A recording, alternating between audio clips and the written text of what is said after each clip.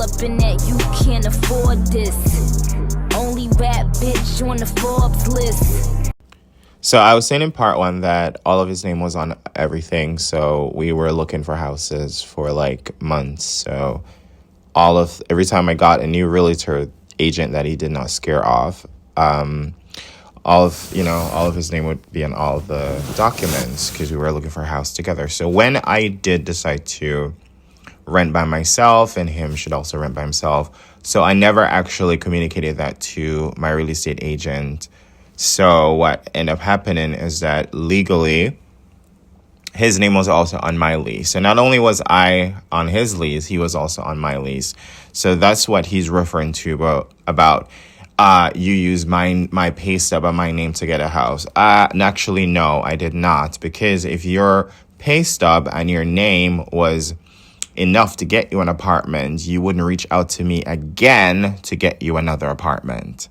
So that's, but he's, I think he said that because he has nothing else to say. So this is just how he is.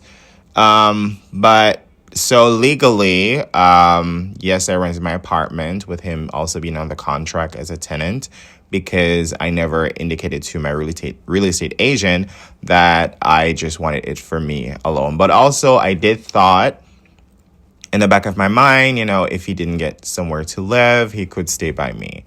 I'm not that horrible. And yes, we were still dating at that point. So that's why I also never made the changes.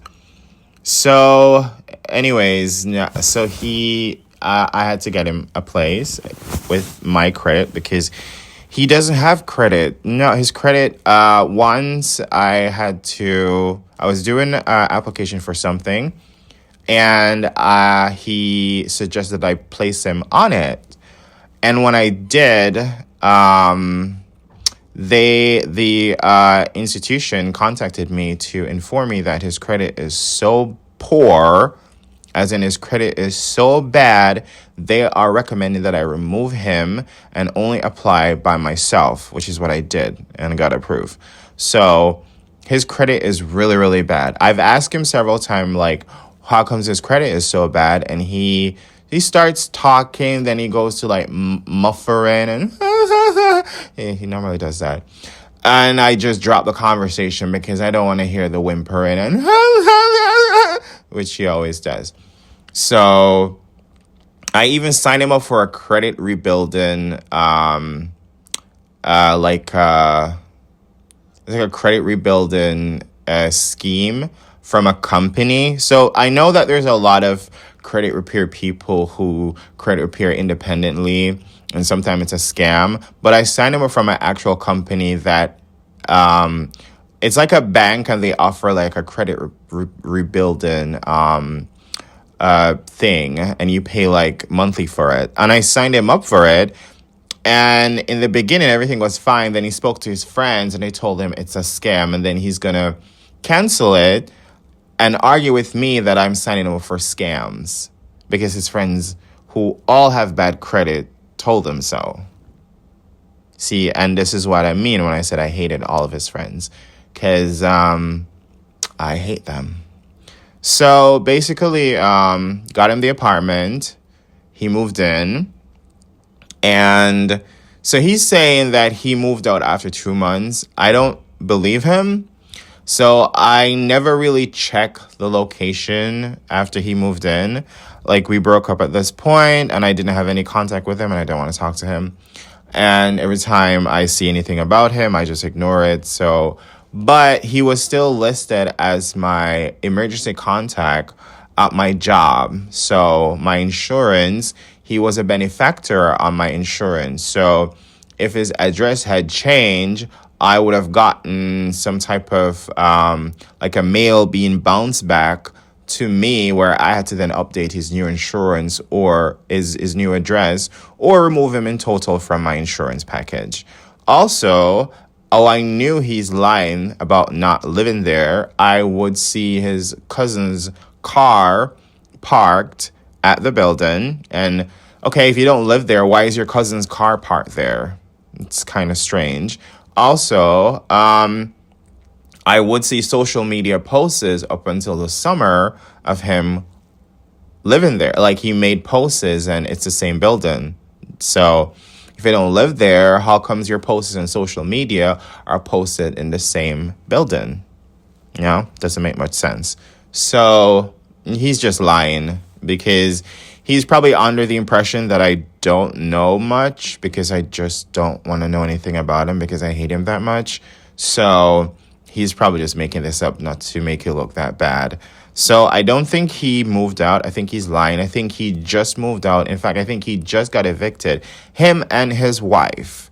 Which brings me to why I mentioned that I'm also a tenant on his lease. So basically, I had to do that for him to get the apartment. So legally, the house was in mine and his name as both tenants. His wife wasn't. So after he got married, I was aware of it. So I was saying, like, after he got married, I was made aware of it via social media. Yeah, I saw the post, her with a crown that says wife that she bought from the dollar store. And okay, let me not be mean. So I saw the post, and they move into the condo, and I was like, oh, he moved her into the condo that is in my name and his name. And I'm thinking, if I was a petty person, I could have pulled up after, because they had a honeymoon at a hotel. Yeah, they never flew out of the country or anything. He paid for a cheap hotel, and that's where they honeymooned. And I don't even know if he's the one who paid for the hotel or if it was her, gonna be honest. So I was like, if I was petty, I could have pulled up to the apartment, as, she's no Mrs. Nassor, because his last name is Nassor. So she being Mrs. Nassor and moving in this newlywed apartment that's in my name, I could have pulled up and asked her to leave. And I could have called the cops and have her leave by force. And they would have told her and him that I'm a tenant in this apartment. I co-own this apartment. She, being his wife, does not. And legally, I can have the cops remove her from the house. I did not do that. Why? Because I didn't want to have anything to do with him. Because, you know what? I was thinking, I left him, she took him. I'm happy. Because, I just didn't want to deal with him because he's so annoying and this is the worst relationship I've ever had.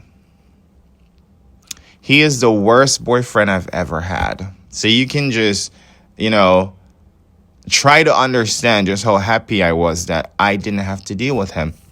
That he was someone else's problem, no longer my problem, but hers. But I'm just pointing this out, that the type of person he is, that he got married and then moved his wife into a condo that is co-owned by his gay lover, his gay ex-lover. You see, this that's a part that I cannot understand.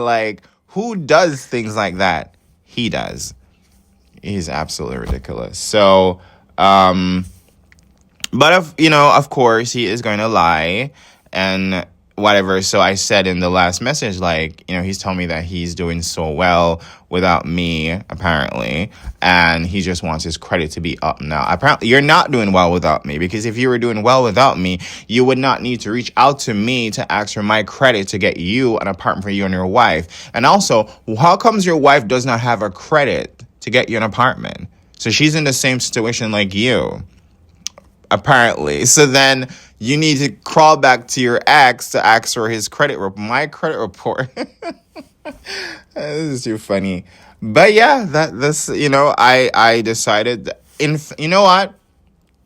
Every time he reaches out to me, I'm going to put it out on the internet. And why I keep doing this is to humiliate him, yes, so he will stop reaching out to me and leave me alone, because I think he has this idea that he's going to blow over and one day we're going to get back together. It will never, ever happen. Something else I think I mentioned in my last video, that I found details from 2020 that he's been in the chat commenting that he wants me. So you've been lurking.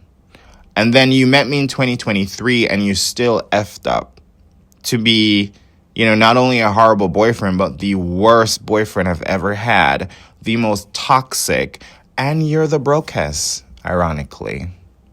The neediest, the brokest, and the worst.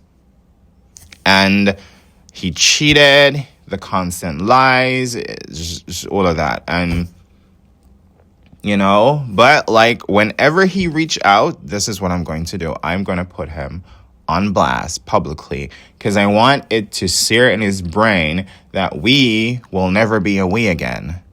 I don't like you and I don't want anything to do with you.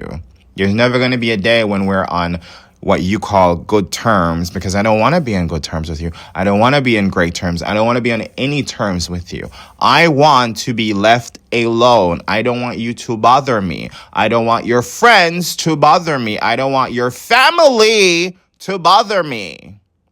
Because you're a horrible person. And I still was a great person to you even after I left you.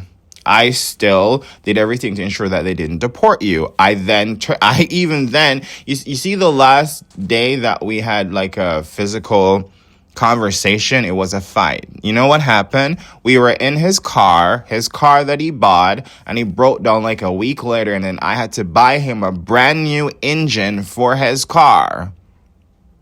As usual. He then, he needed money because he lost his job and I was applying for like unemployment for him. And so I was doing that in the car on my phone. And there was these questions about like your ethnicity. And I put that he's mixed race because he is mixed race. And he picked a fight with me saying he's black. And I'm like, it doesn't matter. Look, it doesn't matter. But he is mixed race. He's half white, half Arab. But he want to put that he's black so he can fit in with his other African friends. I don't care what he want to put. But my point is we had a fight over that. And he disrespected me. And I'm the one. I just got you. This is me and him on some great terms. I just secure your papers, and now I secure you to having some type of income, so you're not broke and going on dates with old women and old men like your other friends, because that's what they do. That's why I don't like them. And he's gonna pick a fight with me, and I don't even want to get into the context regarding that fight. But that's what I mean. He's just a horrible person, and I don't want anything to do with him. So whenever you reach out, this is what's going to happen. And just in case you want to tell his wife, oh, he's lying, I didn't reach out. There is his email. That's his email, as you can see. And I don't understand, how are you as a wife feel so comfortable to be with a boy who moved you into a condo that is part owned by his ex-gay lover? I could have pulled up, girl, and threw you out. And ain't shit you could have done more than pack your shit and go. It is quite ratchet and trifling. Just saying. But anyways, he's the source of all this problem. So I just want to be left alone. And if you contact me ever again, this is what I'm going to do. Because I know you're going to watch this. You're probably going to cry. And I don't care. Just don't contact me ever. And goodbye.